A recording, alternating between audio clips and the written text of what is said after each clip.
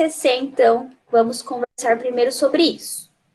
Então, agora, a próxima parte que vocês vão mandar para mim, provavelmente vai ser aí pelo dia 17, 20 de outubro, que vocês vão ter dado início às análises de vocês, tá? Para a gente ver aí como é que tá as análises, enfim, nesse sentido. E depois, vocês só vão mandar a última parte mesmo, para eu ver se está tudo estruturadinho, antes de vocês enviarem para a banca final, para a banca de qualificação. Isso provavelmente vai ser lá no primeira semana de novembro, por aí, essa última parte que vocês vão enviar. Depois disso, é arrumar, ajustar e mandar para a banca, né? Para a banca de defesa mesmo aí, tá? Agora, sobre as notas. Os professores, eles têm até sexta-feira, até segunda-feira, para enviar aí as notas de vocês, a ficha lá das notas de vocês. Aí tem um quesito. A gente percebeu que tinha muitas... a escrita muito parecida com demais artigos sobre aquele tema, né? Tipo, todo mundo, assim, nível geral, assim, 95% a gente percebeu isso. Aí, o que está acontecendo? Cada um dos orientadores tem o dever aí de passar no plágio o TCC de cada um dos alunos, que isso também vai compor lá a nota da qualificação, tá? E daí a gente vai ver como é que tá o nível de plágio, e daí vamos voltar a conversar com vocês. Ou cada orientador com o seu orientando, ou todo mundo junto aí, se for uma coisa bem realmente... Todo mundo fez, né? Todo mundo fez algum tipo de plágio, parafraseou apenas aí de outros trabalhos. Mas isso durante a semana que vem a gente vai conversando, tá? Enquanto isso, o que eu falo para vocês? Ajustem o TCC de vocês. Aqueles que tiverem questionário, passem o questionário para o Google Formulário e comecem a coleta. Porque vocês têm em torno aí de 15 a 20 dias para conseguir coletar os dados, tá? Então, façam uma coleta de dados bem certeira, né? Por exemplo, a Valéria, que é minha orientanda, a Valéria Finato, ela tem que conseguir chegar nos auditores das universidades públicas aí.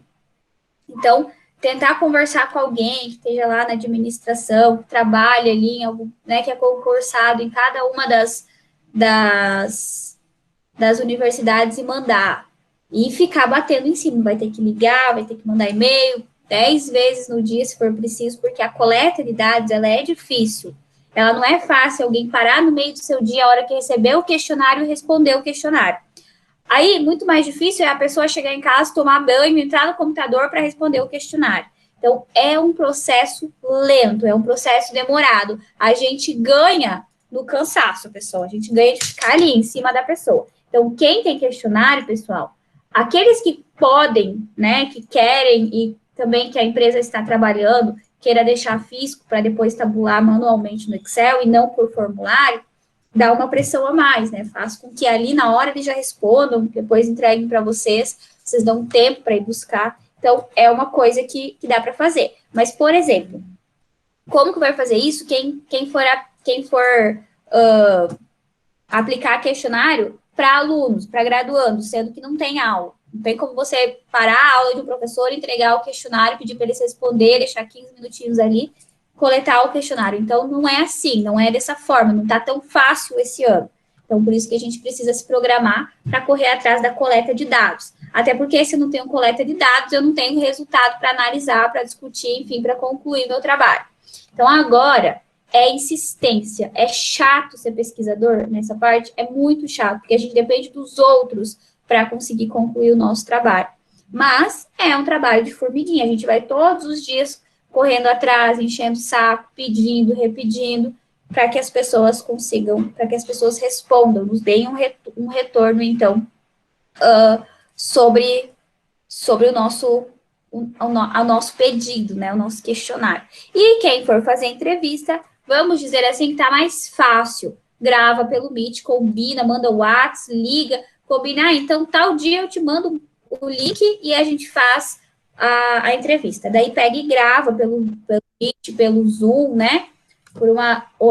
Até pelo próprio WhatsApp aí, ligação por vídeo, Por exemplo, nessa semana, na terça-feira, eu fiz 3 entrevistas de 1h20, 1h30, mais ou menos, que eu ajudei umas alunas minhas lá da FAG a coletar dados. Então, eu fiz 3 entrevistas com 3 auditores ou supervisores de compliance das cooperativas do Paraná. Então, foram entrevistas que foram longas, mas pelo menos coletamos os dados e enviamos para alguém. A gente vai pagar para uma pessoa fazer a transcrição, né, que é mais rápido. Enquanto isso, as meninas vão melhorando o trabalho delas. Então, é um trabalho aí que a gente precisa realmente se programar, se planejar, ver tudo que eu vou fazer, né, cada semana, cada dia, o que eu vou fazer, em cima de quem que eu vou bater, enfim, para conseguir aí a coleta de dados que a gente precisa. Então, tem algumas pessoas que farão só na Unimel, certo? Não pensem que só porque vão fazer só na Unimel vai ser fácil a coleta de dados. Tem pessoas que não respondem, que acham desnecessário, acham que não vão agregar, enfim, tá? E sempre quando a gente for mandar o nosso questionário, ou fazer no próprio questionário aí um mini textinho, nada muito longo, né, pequenininho assim, explicando que responder da forma mais sincera possível, porque esses dados vão permitir que seja discutido, né, e feito melhorias em relação a tal situação. Tá? Então, que é totalmente anônimo, porque às vezes as pessoas têm vergonha de colocar algumas coisas, que nem, eu não sei se algum de vocês abriu aquele questionário que eu mandei dos meus alunos que estão fazendo sobre ética para micro e pequeno empreendedor aí do oeste do Paraná.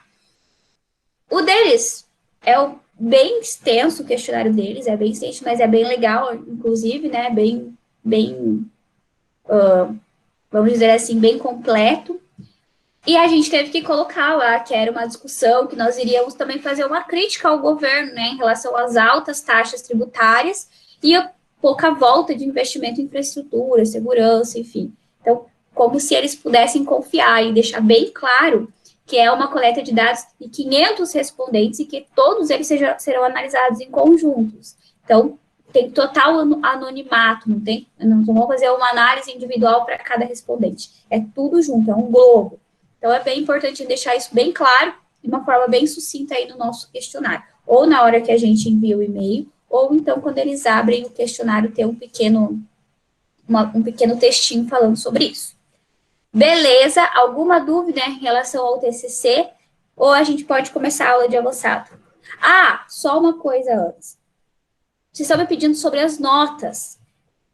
Foi feita uma atualização aí no sistema e eu não consigo entrar no meu sistema, não consigo mexer no meu sistema agora. Mas eles já estão arrumando, assim que der certo, que eles me mandar o novo código, eu já disparo as notas para vocês. Provavelmente vai zerar a nota até a primeira nota que vocês têm lá e eu vou ter que lançar tudo de novo, beleza? E aí, sobre o TCC, alguma pergunta?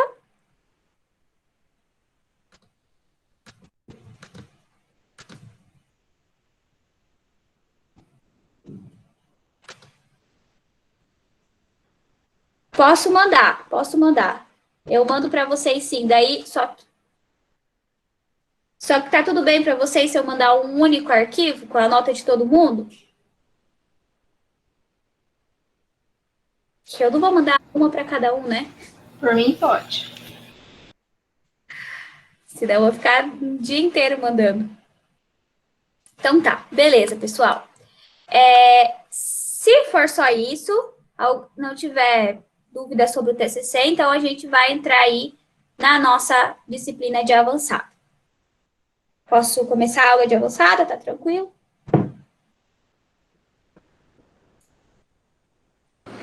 Tranquilo a gente não tá não, né? Mas tudo bem. Ai, gente, vocês são um sal, sério. Toda quinta-feira é o pau da barraca. Toda quinta-feira. Ai, que horror! Que horror, gente! Eu tava falando com um colega do Eric, né? Ansiedade do fim de semana, a aula de quinta.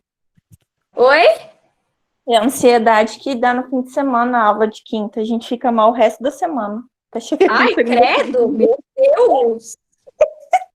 Eu tava falando com o amigo Eric, falei pra ele assim, né? Tava conversando com ele sobre os negócios final de semana. Eu falei, então vai estudar que eu vou dar aula, né? E daí ele falou assim para mim, eu nem sei o que está acontecendo na faculdade. Eu falei, meu Deus, a gente se mata aqui preparando aula, fazendo as coisas. Aí ele falou assim, quer uma dica de aluno? Daí eu falei, sim, pode falar. Ele falou assim, manda todos os alunos baixar um jogo de sinuca online e fazem um campeonato. Juro que vai dar muito mais audiência a tua aula. Vocês acreditam que ele falou isso pra mim? Eu falei, claro, né? Vou marcar mesmo, pro último dia de aula. Falou isso pra mim, eu fiquei indignada com a petulância. Mas vamos lá, então. Pessoal, o que vocês entenderam sobre lucro não realizado? Falem para mim.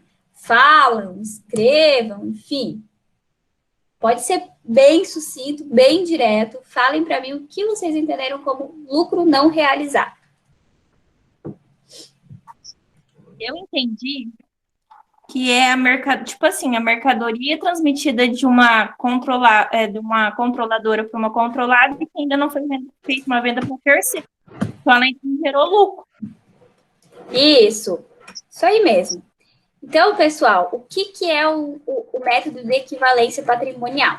Sempre que a gente fala em método de equivalência patrimonial, só retornando, a gente vai fazer uma avaliação de quanto vale o nosso investimento na nossa coligada ou na nossa controlada no final de um período. Então, entende-se que quem tem mais de 20% do capital votante de uma empresa, essa empresa investida é uma coligada ou uma controlada. Então, entende-se que o investidor, ele é um acionista majoritário, tá? Ou um sócio aí que tem uma participação legal, né? Não se torna majoritário, mas tem uma participação boa. E então, que essa participação foi uma injeção de capital social na empresa, tá? Então, quando um sócio injeta capital social na empresa, acontece que ele tem direito de uma parte do patrimônio líquido dessa empresa. Aí, é dessa forma que a gente avalia a mutação que houve no patrimônio líquido da investida. Então, né, vocês fizeram lá vários exercícios em relação a avaliar pelo método de equivalência patrimonial, mas até então, a gente viu o método de equivalência patrimonial como o resultado total da empresa, né? Então, por exemplo, a empresa X tinha lá teve R$1.000 de aumento, né, de mutação do patrimônio líquido. Desses R$1.000, vamos dizer que a investidora tenha direito de 30%, que é o valor que ela tem do investimento, né, nessa investida, nessa coligada. Isso do valor total do lucro dessa investida. Agora, nós vamos verificar de que forma que o governo controla, por exemplo, uma forma de maquiar demonstrações contábeis entre coligadas e controladas ou controladoras, tá? Então, o que é o método de equivalência patrimonial com a especificidade aí de resultados não realizados entre operações intersociais? Então, o que é resultados não realizados? Vamos imaginar que durante um período, uma empresa, ela compra e vende o tempo inteiro. Tudo que ela vende, parte dessa venda é lucro, né? Parte vai para pagar custos e o restante é lucro. Então, vamos dizer que determinada empresa, ela não tenha tido um lucro bom em determinado período. Aí chega lá no final do ano, vamos dizer aí no dia 25 de dezembro, aí o que acontece? Para ela elevar o seu lucro, ela faz o seguinte, ela faz uma venda de, sei lá, 150 mil para a empresa que tem influência significativa sobre ela, tá? Então, uma empresa que é investidora direta dessa empresa, tá? Que tem que calcular pelo MEP, por exemplo, pelo método de equivalência patrimonial. Para quê? Para oferir o lucro dela, para aumentar o lucro dela num tanto que fique positivo, que os investidores continuem investindo ou que não tirem dinheiro, né? Não vendam suas ações da bolsa que está lá, dessa empresa. Então, isso é uma forma que essas empresas que têm investimento direto entre elas têm de maquiar, né, as demonstrações contábeis uma da outra. Aí, lá, a Lei 11.638 de 2007, lá no seu artigo 248, ela trouxe um porém no método de equivalência patrimonial. Quando as empresas tiverem relacionamento, ou seja, operações entre elas, vamos dizer aqui, então, que vocês têm uma empresa e eu tenho outra. E eu sou uma empresa que investiu em vocês. Eu controlo a empresa de vocês. Vocês são minhas controladas. E no final do ano a gente fez essa venda aí de 150 mil reais. Eu comprei de vocês, né? Então vocês tiveram o lucro. Aí o que tem? Esses 150 mil reais, advindo desta compra minha para vocês, né? Comprei de vocês, ele é excluído do resultado final. Então, vamos dizer que tudo, né, toda a mutação que houve no patrimônio líquido se deu em 300 mil reais, tá? 300 mil reais total de lucro. Desses 300 mil reais, 150, que é advindo da operação de compra, de venda entre coligada e investidora e investida, vamos falar assim, ele é retirado para fazer o cálculo do método de equivalência patrimonial, para que não haja um aumento lá na investida, né, que não seja de fato um aumento que realmente ocorreu, e também para que não haja um aumento nos resultados da investidora, que de fato não é aquilo que ocorreu. Então, o que o governo fala? Então, quer dizer que mesmo se eu quiser, por exemplo, comprar mesmo se eu quiser adquirir uma mercadoria da minha investida, eu não posso? Você pode, mas esse lucro, ele só não vai ser realizado, ou seja, ele só vai ser realizado, só vai contar caso você demonstrar que aquela mercadoria comprada, ela já foi vendida para terceiros. Então, ela já saiu da sua empresa e já entrou um dinheiro de outra pessoa que não faz parte, ou outra empresa que não faz parte do mesmo grupo econômico. Então, o lucro não realizado, ele é operação entre coligada, né, coligada e empresa investidora que tem influência significativa, ou controlada e controladora, na qual o dinheiro ou a mercadoria ainda esteja sobre posse da investida ou da investidor. Tá? Então, não pode estar ainda sobre posse, tem que ter sido adquirido ou vendido por terceiros, tá? Aí aqui, para ficar mais claro isso na cabeça de vocês, eu trouxe um exemplo. Tá? Aqui, ó, suponhamos que o patrimônio líquido da investida A seja de R$1.000, tá? E que o investidor tenha 40% de participação nesta entidade, sua coligada, e que no período, a investida tenha vendido um terreno para uso do investidor e que o lucro gerado dessa operação tenha sido de R$200, reais, tá? Então, aqui vamos fazer o cálculo. Considerando os tributos sobre o ganho do lucro do ativo, a aplicação da operação legal seria... Então, aqui, ó, deixa eu pegar uma canetinha para ficar mais fácil de mostrar o passo a passo. Então, aqui, patrimônio líquido da investida, R$1.000, certo? Destes R$1.000 aqui, compõe R$200 do lucro que foi vendido o terreno para a investidora. Tá? Então, a investida vendeu para o investidor, que totalizou um valor de R$200.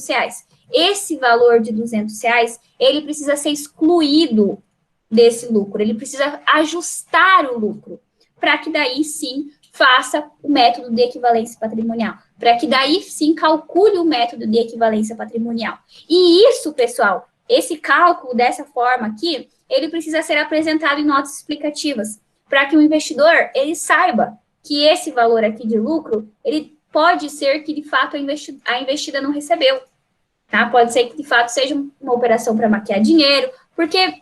Pensa, o mesmo grupo econômico, por que um pagaria pelo outro? Entende? É nesse sentido que o governo pensa, é nesse sentido que a fiscalização pensa, tá? Então, aqui, diminui-se os R$200, e daí nós temos um patrimônio líquido ajustado de realmente um valor que foi advindo de terceiros, de compra e venda para terceiros, de R$800 de lucro, R$800 de patrimônio líquido que foi mutado.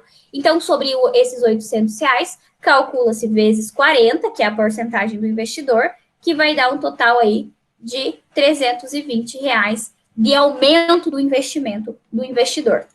Então, vocês conseguiram entender aí qual é a situação de lucro não realizado? Lucro não realizado, então, é aquele valor que é gerado, que está lá junto nos resultados, que adveio de uma venda ou de uma compra aí com o investidor ou com a investidora. Então, é um valor que aumenta o resultado, que aumenta o lucro da empresa. Ele é excluído, então ele não é utilizado para cálculos de MEP, tá bom? Deixa eu fazer um... para aceitar o termo aqui. Vocês entenderam isso aqui? Falem para mim aí. Digitem, falem, né? Do jeito que vocês preferirem.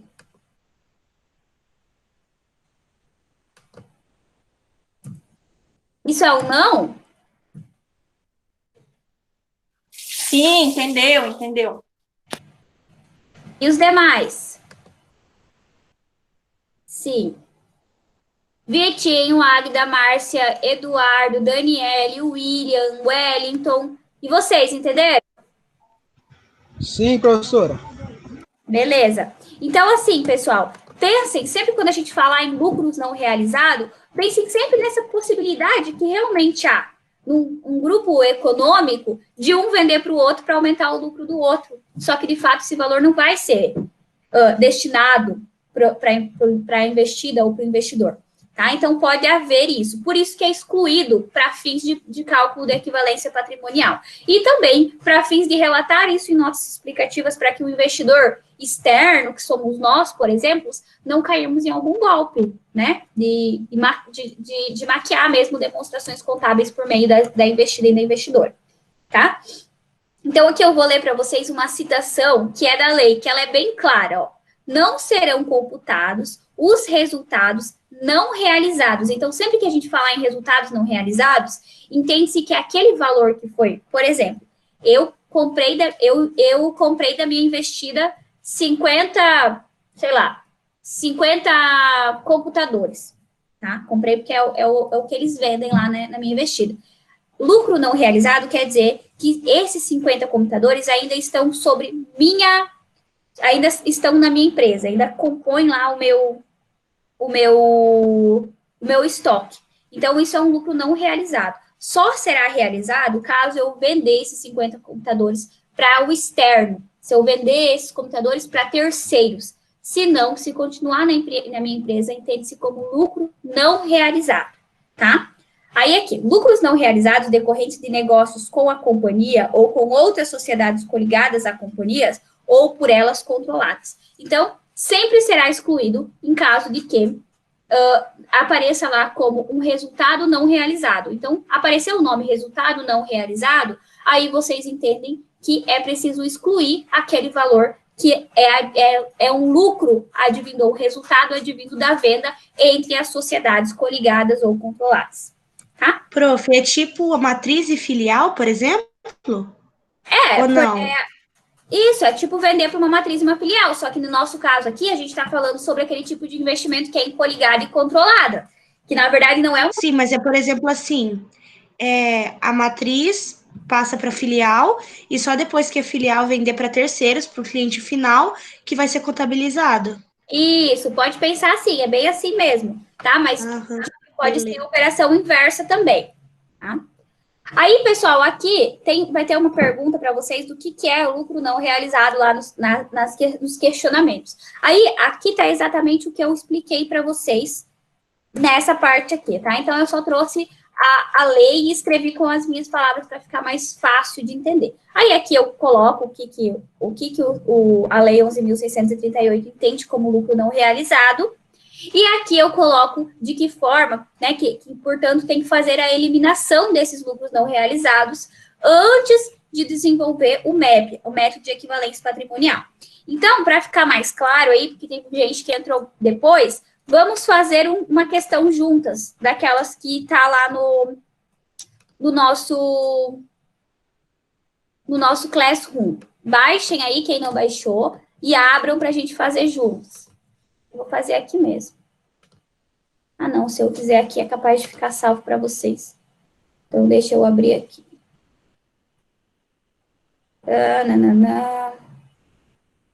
Aqui. Então, vamos lá. Vamos fazer junto essa aqui. Ó, olha essa aqui, pessoal. Isso aqui caiu no CRC do ano passado, se eu não me engano. Olha essa questão, como é uma questão bem interpretativa. A sociedade anônima A controla a sociedade anônima B por meio de uma participação direta de 40%. Participação direta é coligado e controlado, tá? Então, é esse tipo de participação que a gente faz o MEP.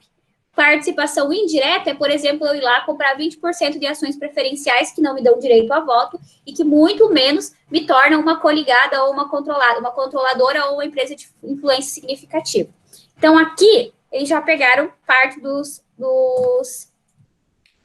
concurseiros, vamos dizer aí, do pessoal que estava fazendo a prova. Então, quando falar em participação direta, para fins de cálculo do MEP, vai ser esse tipo de participação aqui que nós vamos utilizar para calcular o MEP. Participação indireta não entra como sendo aí um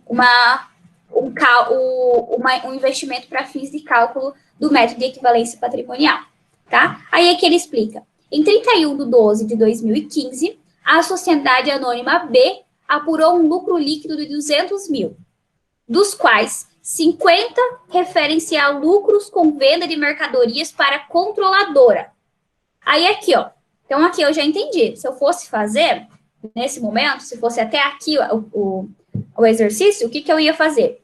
Eu ia subtrair esses 50 mil dos 200, que me sobrariam 150 mil. Sobre esses 150 mil, que eu jogaria os 40% do meu investimento, para saber o valor do método do meu investimento naquele dado período, em 2015. Mas, aí continua o exercício, ó. Na data da apuração do resultado do período, não havia resultado não realizados de operação entre as duas sociedades. O que quer dizer isso? Se não havia resultados não realizados, é porque a controladora, ela vendeu para terceiros, tá? Então, aí, descaracteriza. Aí não tem mais resultados não tem aí resultados não realizados, porque ela já vendeu para terceiros, ela tirou da empresa dela. Então, foi vendido e foi adquirido, então, dinheiro de outras partes, né? De outras pessoas que não têm nenhum tipo de investimento de coligadas e controladas com essa empresa, tá? Então, ali, ó, considerando-se os dados apresentados, o resultado da equivalência patrimonial relativo à participação da sociedade anônima A na sociedade anônima B é igual a... Então, nesse caso, a gente deixa os 50 mil aqui dentro dos 200. Não faz a subtração, porque o enunciado já está falando que não há resultados não realizados, tá? Então, por isso que é importante o entendimento de toda parte, tá? Então, se houver a venda dessa compra, né, desse bem, enfim, que foi adquirido da sua investida, para terceiros, aí não aplica-se o método, né? O método de lucro não realizado. Agora, se não houvesse essa informação aqui, aí sim, nós subtrairíamos esses 50 mil dos 200, tá? Então, sendo assim, nós vamos jogar 40% em cima de 200 mil, para a gente saber qual é o valor do nosso MEP, que vai dar o valor de 80, né? É isso? 40 de 200 é 80, né? Isso. Então, essa aqui tá ok. Aí, agora, essa aqui eu não vou fazer com vocês, vou deixar que vocês façam depois. E essa aqui também. Não, essa aqui eu vou fazer com vocês, tá? Vou fazer essa com vocês. A 2 mesmo. Depois vocês fazem as outras duas. Só são 4, mas é só para vocês fixar. Ó, 2. A empresa Alfa, Sociedade Anônima de Capital Aberto, possui 30% de participação do capital social de uma empresa coligada. Tá? Durante o exercício financeiro de X1, a investida obteve um lucro líquido de R$100 mil. Destes, 20 mil referem-se a lucros não realizados entre a coligada e a investidora. Em decorrência dessas operações, a empresa Alfa, em X1. E aí, pessoal, façam o cálculo aí e me falem o que é. Como que a gente vai fazer esse cálculo? Vai subtrair os 20 mil do 100 e Isso. depois fazer vezes 30%. Isso. Então, aqui, ó, o lucro total da empresa é de 100 mil. Só que a gente sabe que esse 100 mil aqui dentro desses 100 mil, compondo esses 100 mil, nós temos 20 mil reais advindo de lucro não realizado, tá? Então, como o lucro não realizado a gente exclui do cálculo do MEP, então nós vamos fazer os 100 mil do lucro total menos o lucro advindo da venda entre coligada e investidora, que nos dará um valor de 80 mil. Esses 80 mil aqui, então, são realmente lucros que aconteceu entre terceiros, que não aconteceu entre sociedades aí que tem alguma participação entre elas, tá? Então, é sobre esses 80 mil que nós faremos o cálculo do nosso MEP. Então, vezes 30%, que vai dar 24? Isso, 24. Isso, então tá. Isso aí, 24 mil. Aí, então, qual que é a nossa resposta correta aqui no enunciado? Vai ser reconhecer receita de equivalência patrimonial no valor de 24 mil. Então, a resposta correta é a D. Então, pessoal, é sempre pensar assim, lucro não realizado quer dizer que uma empresa comprou da outra e a mercadoria ainda está sobre responsabilidade, ainda quem detém essa mercadoria é a investidora ou a investida, enfim. Aí nós precisamos excluir esse valor do nosso, para calcular o nosso MEP. E isso também, lá pelas empresas, precisa estar destacado em notas explicativas, para que não haja nenhum tipo aí de, como que eu vou dizer para vocês, de fraude ou influenciar o investidor a entender de um jeito e não é aquele jeito realmente, não é bem aquilo lá, tá? Então, a CVM, junto com a Lei 11.638, criou aí essa obrigatoriedade de cálculo em casos de venda de uma coligada para uma investida ou de uma investida para uma coligada, enfim, para aumentar aí a questão do lucro. Beleza? Tudo entendido? Então, como a nossa aula está acabando... Tá bom, o Wellington, pode sair. Eu acho que ele já falou e já tinha ido, né? Agora que eu fui ver. Então, como a nossa aula bem curtinha hoje, aí, 42 minutinhos, então usem o restante da aula para já desenvolverem esses exercícios, para retomar o exercício, desenvolvam, entregam, e daí vocês já vão mexer no TCC de vocês, tá? Porque é importante vocês fixar logo depois que vocês têm a aula, para que de verdade vocês já estejam, como está fresquinho, vocês já desenvolvem os cálculos aí e fixem de verdade o conteúdo, tá? Aí na semana que vem a gente conversa, faz uma correção disso aí, e daí a gente já marca uma avaliação aí para vocês, tá? Daí a gente já vai iniciar o nosso último conteúdo, que é consolidação das demonstrações contábeis. Beleza?